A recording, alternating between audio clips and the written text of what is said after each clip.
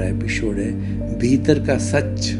भाई और बहनों, बहुत ही सुंदर विषय है। हम आज तुलनात्मक अध्ययन करेंगे कि भीतर का सच क्या है और बाहर का सच क्या है। तो ये दोनों सच को मिला करके हम होलिस्टिक बनाएंगे, यानी हम अकेले भीतर के सच से जीवन नहीं जी सकते, अकेले बाहर के सच से जीवन नहीं जी सकते, क्योंकि बाहर का जो सच है वो तो हम पूर्व जन्म से साथ में लेके आए हैं, उसमें हम स्वतंत्र हैं, हमारी कोई स्वतंत्रता नहीं है। जो पूर्व जन्म के अंदर हमने जैसा क्वेश्चन पेपर हल किया और एग्जामिनर को सौंप दिया, अब एग्जामिनर जो उसमें मार्किंग करता है, जो हमें रिजल्ट देता है, तो इस जन्म के अंदर हम वो रिजल्ट भुगतते हैं, वो परिणाम है। पूर्व जन्म के अंदर हमने जैसे जैसी प्रतिष्ठा की है, जैसे जैसे भाव डाले हैं, जैसा जैसा हमने चार्जिंग किया है, उस चार्जिंग के अनुरूप जो हमारी प्रतिष्ठित आत्मा बनी है, वो प्रतिष्ठित आत्मा इस जन्म के अंदर डिस्चार्ज होती है। और हमने प्रतिष्ठित आत्मा को ज़्यादा हैवी नहीं किया है, तो ये जन्म हमारा बहुत सरल होगा। और हम भाव डालना बंद कर देंगे, तो भाव डालते डालते बंद करने से हमारी कॉजल बॉडी है धीरे धीरे जीरो हो जाएगी, और जीरो होकर के हमें 84 लाख जीवा योनि में भटकने की आवश्यकता नहीं होगी, हम सिद्ध बुद्ध और मुक्त हो जाएंगे।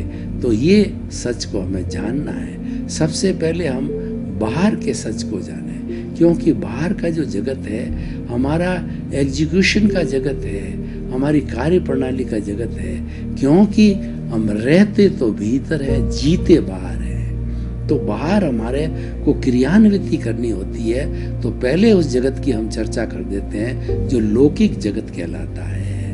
लौकिक जगत में क्या होता है कि हमारी 5 इंद्रियां हैं, उसके सुख है, और उन 5 इंद्रियों के 23 विषय है, उन विषयों को हम ग्रहण करते हैं, और उन विषयों के परमाणु जो है ला करके हम मन को दे देते हैं। तो मन जो है उसके अंदर 2 तरह के कार्य करता है। मन इंद्रियों के द्वारा प्राप्त विषयों को जो है अपना बॉस जो बुद्धि तक भेजता है, और उसके साथ साथ के अंदर वो वर्तमान का मनन करता है, और भूतकाल की स्मृति करता है तथा भविष्य काल की कल्पना करता है। ये मन का कार्य हो गया।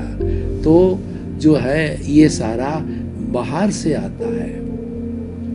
बाहर जो हम देख रहे हैं, सुबह से शाम तक की जो कार्य प्रणाली हमारी चलती है, तो उसके अंदर पूर्व निर्धारित डेस्टिन्ड जो लेके आए हैं, तो वैसा ही व्यक्ति मिलेगा। आप जन्म की बात करो तो आपको इस जन्म के अंदर वही माता पिता, वही पत्नी, वही बेटे बेटियां, और वही आपको मिलेंगे, और वही आपको सुख दुख की अनुभूति कराएंगे।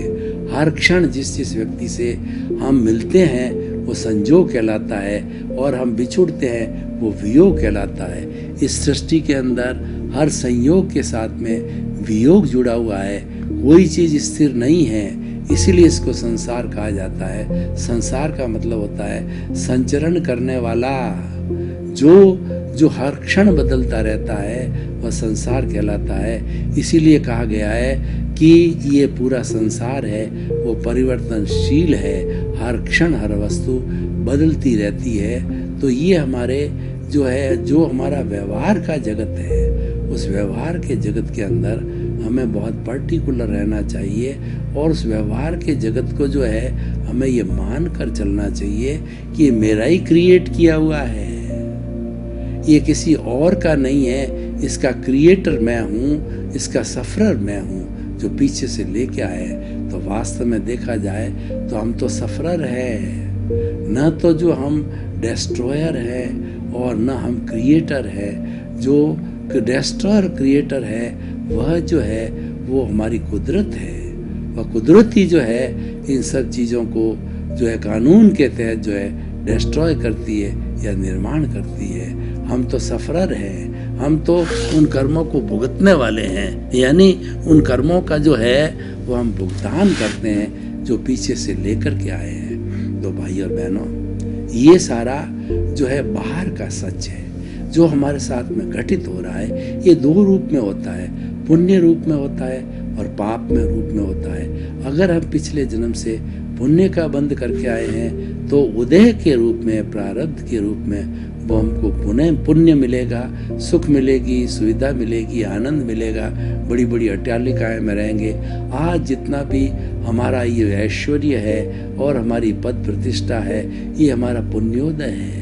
और दूसरा पक्ष देखें तो पापोदय होता, झुकी झोंपड़ियों को देखिए। उन झुकी झोंपड़ियों का जो वर्तमान का जीवन का अवलोकन कीजिए, आपको पता पड़ेगा कि झुकी झोंपड़ी के अंदर उनके बराबर बैठने की जगह ही नहीं है, सोने की जगह ही नहीं है, सर्दी गर्मी के लिए कपड़े नहीं हैं, और उसके साथ साथ के अंदर उनको जो है वो 2 जून की रोटी भी बराबर नहीं मिल रही है, बीमार हैं, उनके बीच में कलह है। और ये नारकीय जीवन जो हम देख रहे हैं, ये रैन बसेरे का जीवन, ये फुटपाथ का जीवन, ये झुग्गी झोंपड़ी का जीवन है, ये सब पापोदय का जीवन है।